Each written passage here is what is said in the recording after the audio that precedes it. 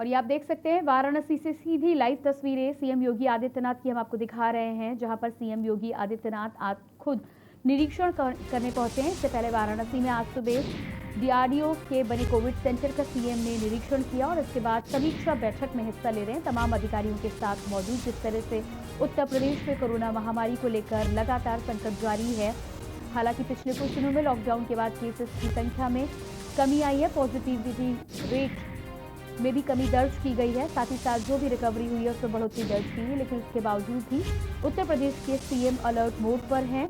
लगातार अलग अलग जगहों पर अधिकारियों के साथ मीटिंग कर तमाम स्थितियों का जायजा लेकर खुद सीएम एक्टिव मोड पर नजर आ रहे हैं कोरोना महामारी को काबू में करने के लिए।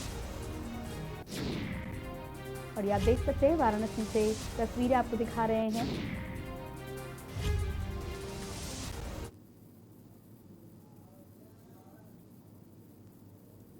और इसके बाद बात करते हैं दूसरी लहर गांव में कहर को लेकर। आज हम एक बार फिर से बात करने वाले हैं गांव में जिस तरह से कहर बनकर टूट रही है महामारी। कोरोना जैसे लक्षण से गांव में लगातार मौतें दर्ज की जा रही हैं, चाहे वो देवरिया हो, रायबरेली हो, ललितपुर, इन सभी जगहों पर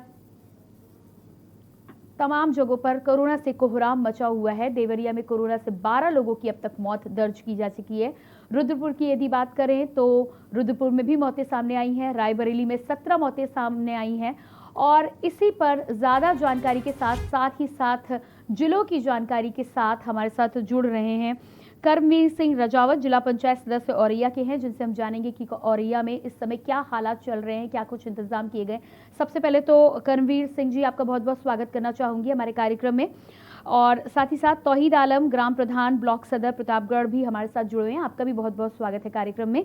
कर्मवीर जी, सबसे पहले आपसे यहाँ पर जानना चाहूंगी, औरैया की यदि बात करें तो अब ग्रामीण इलाकों में भी कोरोना के संक्रमण की दर लगातार बढ़ रही है। साथ ही साथ मरीजों की यदि हम बात करें तो आंकड़े जिस तरह से रोज आ रहे हैं, ऐसे में स्थिति चिंताजनक है। क्या कुछ औरैया ब्लॉक स्तर पर किया जा रहा है कोरोना महामारी से निपटने के लिए?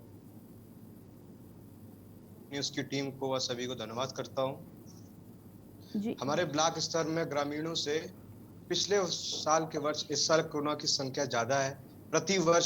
प्रतिदिन हर दिन हम लोग घाट पे देखते हैं कि 10 से 15 मिनट में एक ना एक मिट्टी का दिया संस्कार हो रहा है।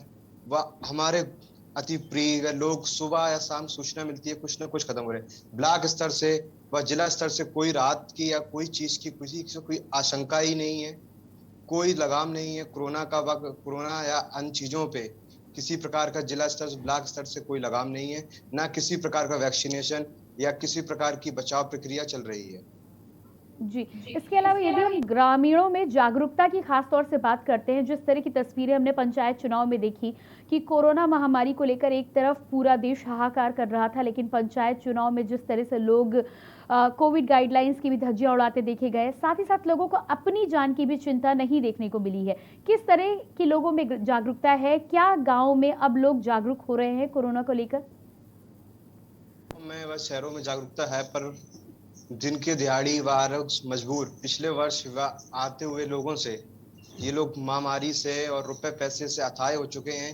इनके पास खाने तक को नहीं है। सरकार को अभी तक फ्री राशन की सुविधा अभी तक नहीं की गई है सरकार द्वारा। जी, इसके अलावा अगला सवाल यहाँ पर ये बनता है कि आपने बोला कि तमाम अलग-अलग जगहों से प्रवासी आते हैं, अपने घरों की ओर वापस लौट रहे हैं।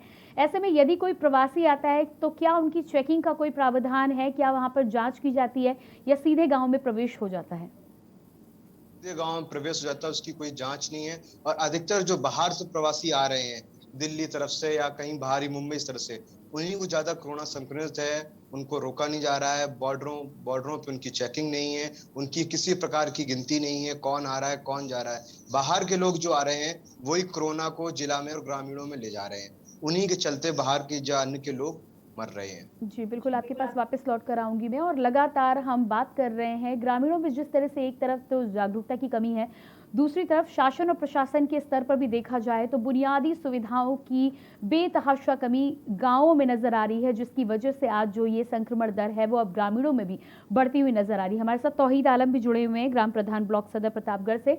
जी तौहीद जी, आपसे जानना चाहूंगी, प्रतापगढ़ की यदि हम बात करते हैं तो कोरोना को लेकर सबसे पहले तो आप वहां पर रोज रहते हैं, आए दिन वहां की स्थितियां देखते हैं, क्या कुछ स्थिति है? साथ ही साथ शासन और प्रशासन के स्तर पर यदि देखा जाए तो क्या कुछ इंतजाम किए गए हैं?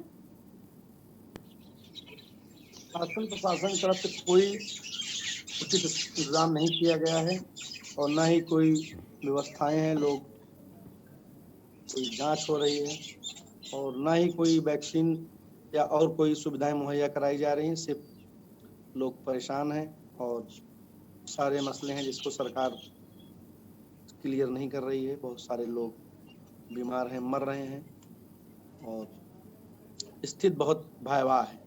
जी, इसके अलावा तौहीद जी, आप ग्राम प्रधान हैं, आप अपने स्तर पर क्या कुछ कर रहे हैं? क्या आपको कुछ दिशा निर्देश या आपको कुछ सहायता मिल रही है जिससे आप अपने इलाके के लोगों की कुछ मदद कर पाएं?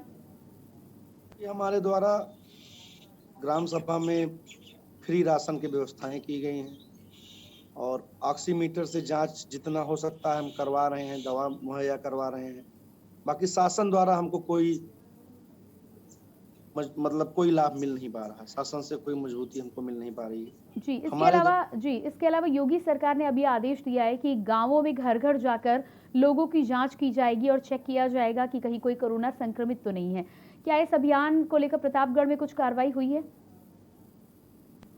न कोई टीम गांव में आई है, ना भी कोई जांच हुई है, सब वैसे है और अभी तक हमारे ग्राम सभा में या फिर और बगल की ग्राम सभाओं में कोई न जांच आई है, न कोई टीम आई है। बीमारों की और मृत्यु की यदि दर प्रतापगढ़ में देखी जाए तो क्या कुछ आपको रोजाना देखने को मिलता है? जी तौहीद, आपसे जानना चाहूंगी कि बीमारों की स्थिति, संक्रमण दर की स्थिति या फिर मृत्यु की दर यदि हम देखी जाए तो रोजाना प्रतापगढ़ में क्या कुछ है?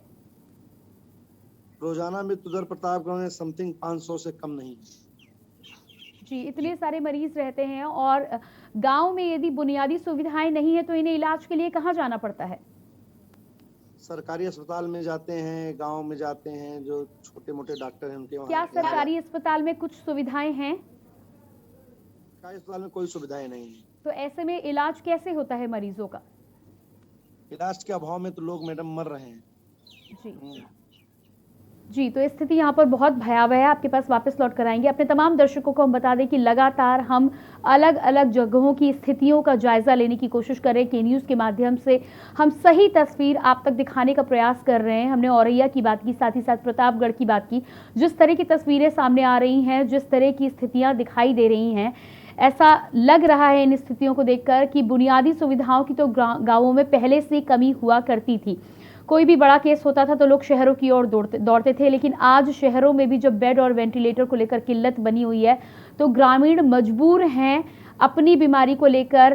केवल उनके पास कोई उपाय नहीं बचता है। यहाँ पर जो भी डॉक्टर अवेलेबल हैं, डॉक्टर हैं या नर्स हैं, या यदि कोई नहीं भी हैं तो अपने इलाज के आधार पर वो अपनी ज़िंदगी की सांसों की गिनती कर रहे हैं। यदि इलाज नहीं मिलता है तो मृत्यु तक हो जाती है। यहाँ पर बड़ा सवाल यह है कि शासन प्रशासन के स्तर पर जिस तरह से बड़े बड़े दावे किए जा रहे हैं, धरातल पर जब हम देखते हैं तो वो तमाम दावे खोखले नजर आते हैं। बुनियादी सुविधाओं की बात हम करते हैं तो वो भी उपलब्ध नहीं है। कोरोना से लड़ने को लेकर जो तमाम सुविधाओं की बात की जाती है या फिर दवाइयों की बात की जाती है, तमाम नियमों की बात की जाती है, वो सारे ताक पर रखे हुए नजर आते हैं। आगे बढ़ेंगे और एक बार फिर से हम कर्मवीर जी से यहाँ पर बात करने की कोशिश करेंगे। जी कर्मवीर जी, आपसे ये जानना चाहेंगे कि तमाम तरह के दावे सरकारों के द्वारा किए जाते हैं कि गाँव में जाकर अब जांच कराई जा रही है, साथ ही साथ गाँव में कोविड सेंटर बनाए गए हैं, ऑक्सीजन को लेकर सरकारें कोशिश कर रही हैं कि ऑक्सीजन मुहैया कराई जाए।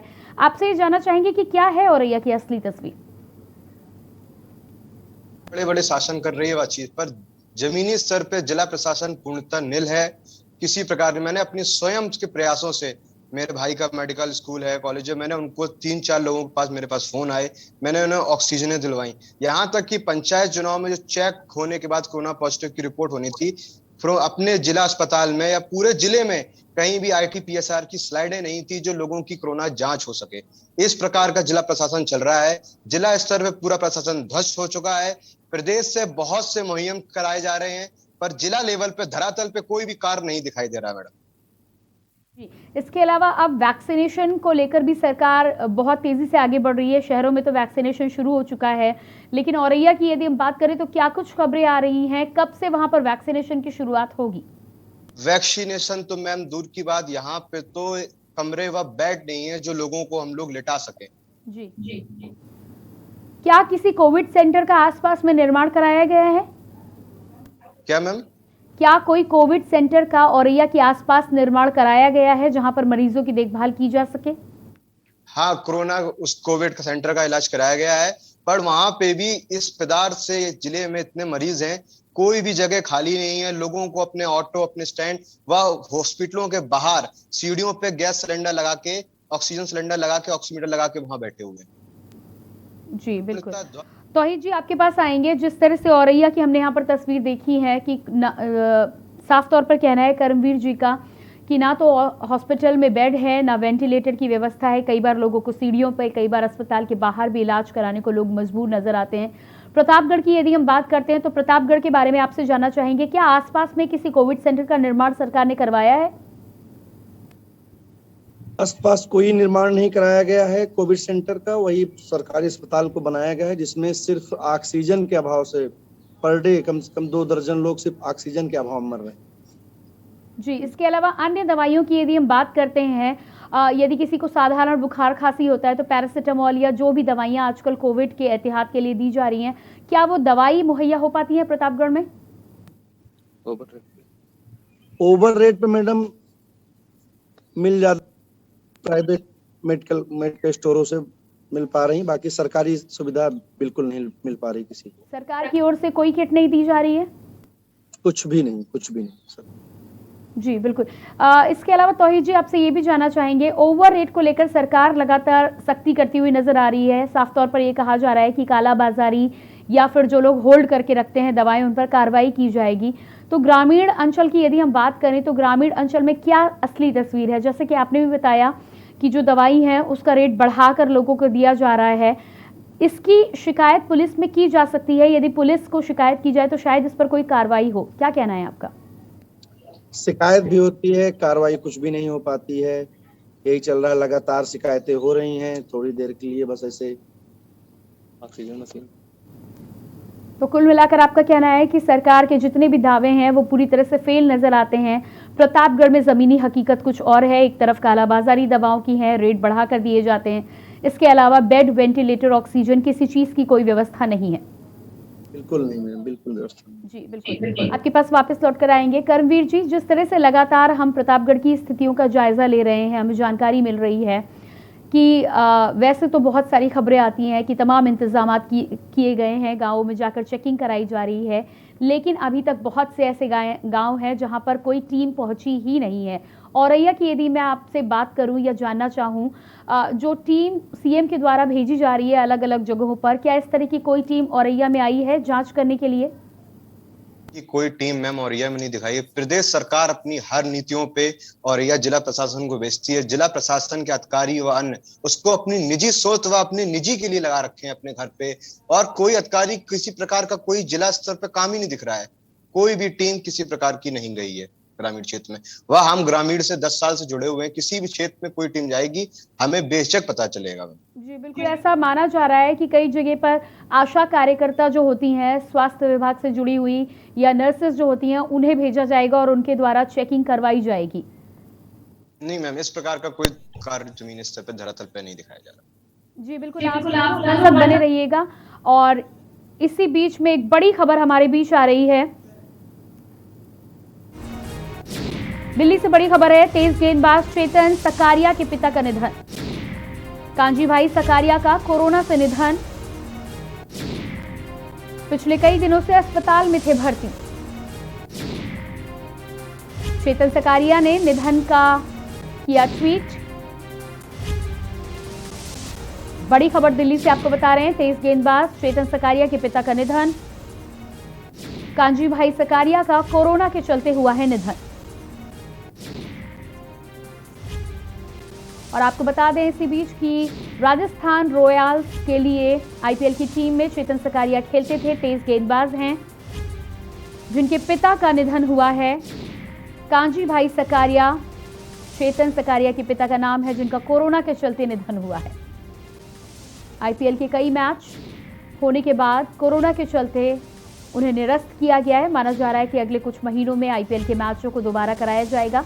इसी बीच चेतन सकारिया जो राजस्थान रॉयल्स के तेज गेंदबाज हैं, उनके पिता का निधन हुआ है। कांजी भाई सकारिया जिनका कोरोना के चलते निधन हुआ है। पिछले कई दिनों से अस्पताल में थे भर्ती। चेतन सकारिया ने ट्वीट कर इस बात की जानकारी दी है।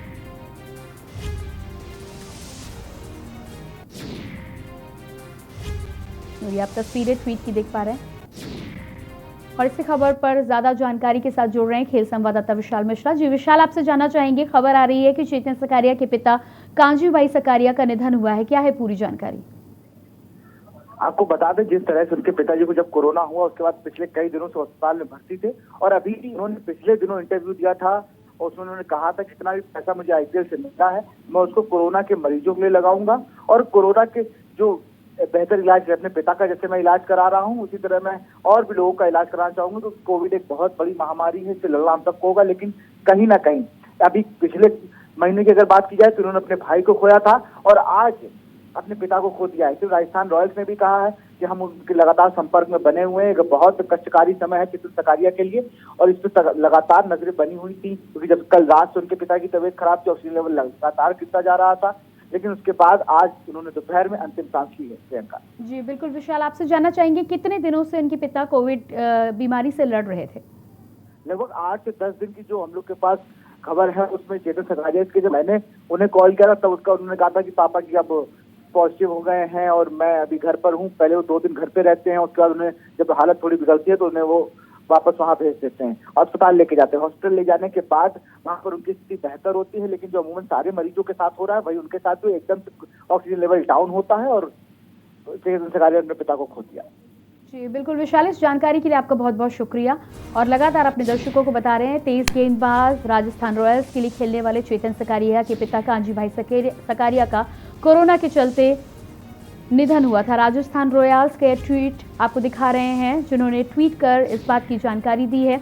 जैसा कि हमारे खेल संवाददाता ने बताया कि राजस्थान रॉयल्स की टीम लगातार चेतन सकारिया के संपर्क में है। जो भी मदद या साथ ही साथ इस मुश्किल वक्त में आईपीएल के बेहतरीन खिलाड़ी को जो संबल आईपीएल की टीम की तरफ से मिलना चाहिए था, वो राजस्थान रॉयल्स लगातार देने की कोशिश कर रहे हैं। और बुलेटिन में फिलहाल वक्त है एक छोटे से ब्रेक का, जल्द हाजिर होते हैं। आप देख रहे हैं के न्यूज, खबरों का सारथी। पर ये दिल है कि चख रहा है उन्हीं अल्फाजों का दूर कितना भी जाओ, इस जुबान से दूर ना जा पाओगे। विमल, बोलो जुबान केसरी। कोर्ट कचहरी के ना लगे चक्कर, सबसे अधिक यही है बेहतर। लेकिन बढ़ ही जाए पाला तो कहां जाए, क्या करें? घबराए नहीं, अब हर मुश्किल होगी आसान। के न्यूज इंडिया का वकील आपका देगा समाधान। कीजिए कॉल, पूछिए अपने सवाल। 0512 23900031 और 0512 23900032। वकील आपका हर रविवार दोपहर 3 बजे केवल के न्यूज इंडिया पर। आप देख रहे हैं के न्यूज, खबरों का सारथी। ब्रेक के बाद एक बार फिर से हम बात करने वाले हैं दूसरी लहर गांव में कहर को लेकर, और लगातार इसको लेकर हम बातचीत कर रहे हैं। हमारे साथ ब्लॉक स्तर पर कर्मवीर सिंह जिला पंचायत सदस्य औरैया से जुड़े हैं, साथ ही साथ तौहीद आलम हमारे साथ ग्राम प्रधान ब्लॉक सदर प्रतापगढ़ से जुड़े हुए हैं। इन दोनों से हम बातचीत करेंगे, स्थितियों का जायजा लेंगे, लेकिन उसी बीच हमारे साथ कॉलर जुड़े हुए हैं। सबसे पहले उनसे बातचीत कर लेते हैं। नमस्कार जी, सुरेश जी, बहुत बहुत स्वागत है आपका। जी, मैं सुरेश तिवारी बोल रहा था दिल्ली से जी। तो मैं ये राय देना चाह रहा था, ये जो लॉकडाउन लग रहा है इससे कोई बेनिफिट नहीं हो रहा जी। हाँ, संपूर्ण लॉकडाउन लगना चाहिए, इससे कोई बेनिफिट नहीं हो रहा। कंपनियां चल रही हैं और आना जाना है जो है आगे अपने चैनल के माध्यम से इस पर थोड़ा विचार किया जाए। जी बिल्कुल, हमें कॉल करने के लिए बहुत बहुत धन्यवाद सुरेश। यहाँ पर ये तमाम फैसला सरकारों के द्वारा होता है और सरकारों के फैसले लेने तक हम सबको इंतजार करना होगा। हमारे साथ जुड़े हुए हैं संतोष भी लखनऊ से हमारे साथ जुड़ चुके हैं, कॉलर हैं, इनसे बातचीत कर लेते हैं। जी संतोष जी, बहुत बहुत स्वागत है आपका। जी मैं आपसे ये बताना चाहता हूँ कि वैसे मैं बेसिकली रायबरेली का रहने वाला हूँ जी, और रायबरेली सोनिया गांधी जी का संसदीय क्षेत्र है जी, और मेरी ग्राम सभा जहाँ पे मैं पैदा हुआ हूँ वहाँ पे महामारी का जो प्रकोप चल रहा है जी, ना कोई डॉक्टर पहुँच रहा, ना कोई दवा पहुँच रही, ना किसी तरह का कोई छिड़काव हो रहा है जी, और बराबर लोगों की मरने की संख्या बढ़ ही रही है। आज भी हमारे गांव में एक डेथ हुई, कल भी मेरे गांव में 2 डेथ हुई, उससे पहले लगातार डेथ होती, बराबर एक हफ्ते से 8-9 लोगों की डेथ हो चुकी है और 8-10 लोग अभी भी पीड़ित पड़े हुए हैं। उनको कोई ये भी बताने वाला नहीं है कि आप कोरोना से के पेशेंट हैं, इनसे थोड़ी सी दूरी बना के रहिए या कुछ सैनिटाइज वगैरह करा दिया जाए या कुछ ऐसा गांव में किया जाए कि जिससे लोगों को ये पता चले कि नहीं ये कोरोना पेशेंट है। क्योंकि गांव में मैडम होता ये है कि अगर कोई पीड़ित है तो परिवार के या घर मोहल्ले के सभी लोग इकट्ठे हो जाते हैं। जी बिल्कुल। उन्हें इस बात का आभास नहीं है कि ये बीमारी कितनी गंभीर है और इसके क्या परिणाम होंगे, और उन्हीं सबका शिकार सब बराबर होते जा रहे हैं। जी बिल्कुल संतोष जी, आपका ठीक कहना है। सबसे पहले तो हमें कॉल करने के लिए बहुत बहुत धन्यवाद। साथ ही जो कहना आपका है, जो जानकारी है वो ग्रामीणों तक पहुंचनी चाहिए। जागरूकता यदि हम अधिक से अधिक पहुंचा पाएंगे तो कहीं ना कहीं इस बीमारी से लड़ने के लिए लोगों को ताकत भी मिलेगी और संबल भी मिलेगा।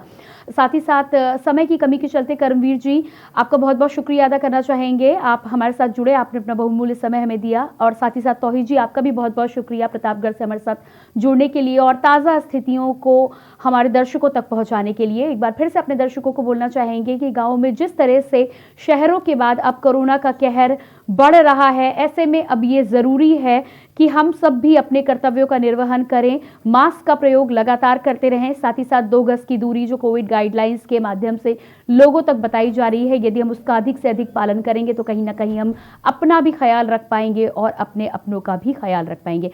फिलहाल हमारे आज के इस कार्यक्रम में इतना ही। ज़्यादा जानकारी के लिए बने रहिए के न्यूज़ इंडिया के साथ। मुझे दीजिए इजाज़त, नमस्कार।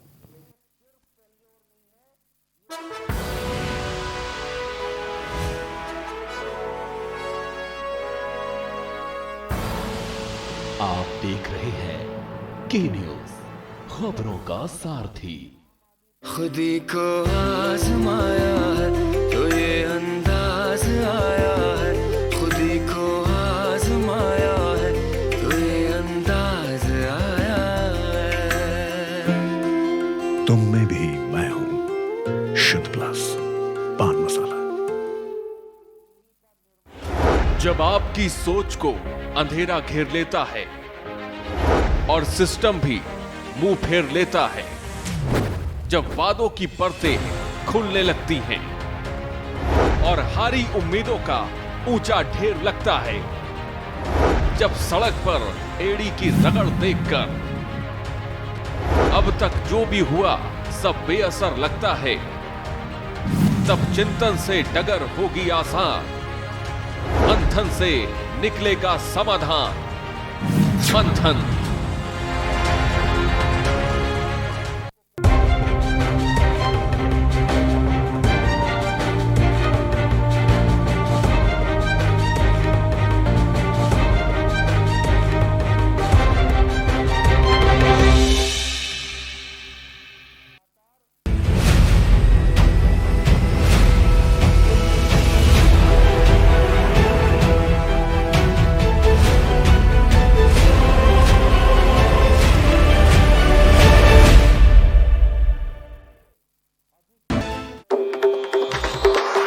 मिलेगा हर समस्या का समाधान। विवाह में बाधा, जीवन में वास्तु शास्त्र का प्रभाव, शिक्षा में ग्रह नक्षत्रों का प्रभाव, कारोबार में आने वाली हर बाधा का, जिंदगी में ग्रह नक्षत्रों का प्रभाव, नौकरी में बाधा।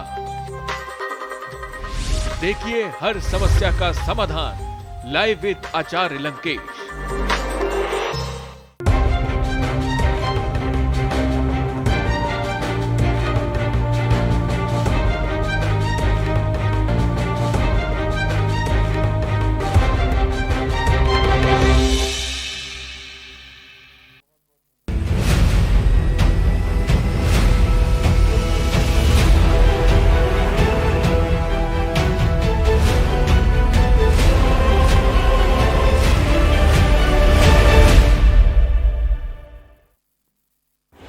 जब आपकी सोच को अंधेरा घेर लेता है और सिस्टम भी मुंह फेर लेता है, जब वादों की परतें खुलने लगती हैं और हारी उम्मीदों का ऊंचा ढेर लगता है, जब सड़क पर एड़ी की रगड़ देखकर अब तक जो भी हुआ सब बेअसर लगता है, तब चिंतन से डगर होगी आसान, मंथन से निकलेगा समाधान।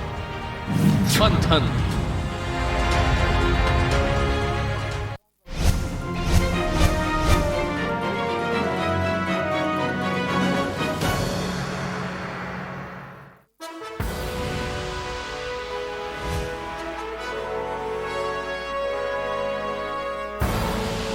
आप देख रहे हैं के न्यूज, खबरों का सारथी।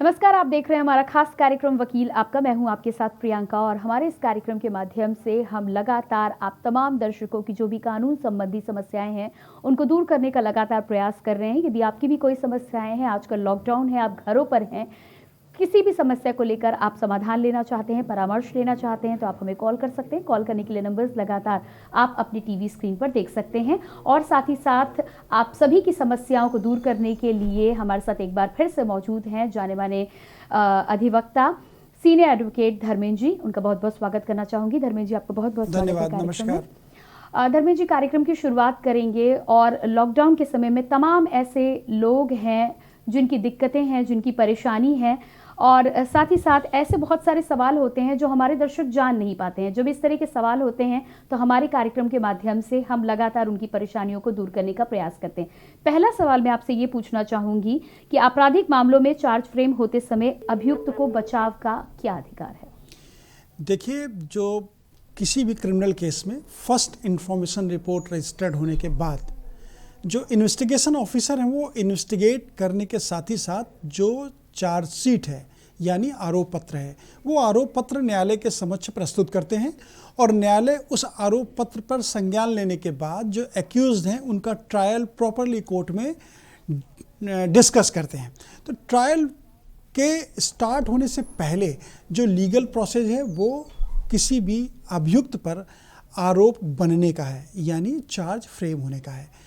चार्ज फ्रेम होने पर जो फर्स्ट इंफॉर्मेशन रिपोर्ट में और जो चार्जशीट में सेक्शन इम्प्लीट किए गए हैं एक्यूज के ऊपर, उन सेक्शन पर वास्तविकता में आगे ट्रायल होना चाहिए या नहीं होना चाहिए, ये एक महत्वपूर्ण लीगल क्वेश्चन होता है जिसको कोर्ट डिसाइड करती है। और उस स्टेज पर यदि एक्यूज के एडवोकेट चाहें तो वो डिस्चार्ज की एप्लीकेशन दे के जो सेक्शन उनको ऐसे लगते हैं कि कंटेंट एफआईआर के और जो इन्वेस्टिगेशन हुआ है उन कंटेंट के अगेंस्ट में है, यानी जो तथ्य प्रथम सूचना रिपोर्ट में और जो केस डायरी में तथ्य आए हैं, यानी गवाह के बयान आए हैं, साक्ष्य आए हैं, या जो भी परिस्थितियां उसमें वर्णित की गई हैं, उन परिस्थितियों के अनुसार जो सेक्शन है वो एक्यूज के ऊपर इम्प्लीट नहीं किए गए हैं, तो ऐसी स्थिति में वो डिस्चार्ज की एप्लीकेशन दे सकते हैं और न्यायालय उस डिस्चार्ज की एप्लीकेशन पर